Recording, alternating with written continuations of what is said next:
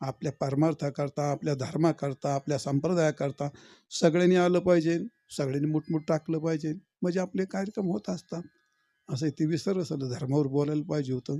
पण कीर्तनकार महाराज तुम्ही सगळे बोलत जा की धर्मावरती. एक वाक्यात तुम्हाला सांगतो, त्या संबलमध्ये आपल्या मंदिराचं आहे एवढं सांगितलं तर केवढं मवळ उठलंय.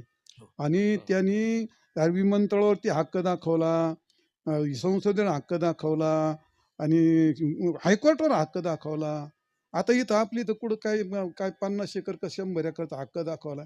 काल त्या दिल्लीमध्ये एक कॉलेज आहे 100 एकराचं, त्याच्यावर त्यांनी सांगितलं हे आमचं आहे ते. आता मग तुम्ही तरुण माणसं जर गप बसले, ह्या माणसाला जागं करावं लागतं. आपला हिंदू धर्म फार आजगरासारखा झोपलेला असतो. आपण आतापर्यंत नाही बोललो आपण, पण आता आपल्यावर बोलायचा प्रसंग आला. म्हणून आपल्या लोकांना जागच करीत राहिलं पाहिजे. नाही जागं केलं तर लय भयंकर परिस्थिती. मी त्याच्यावर बोलायला पाहिजे होतं, विसर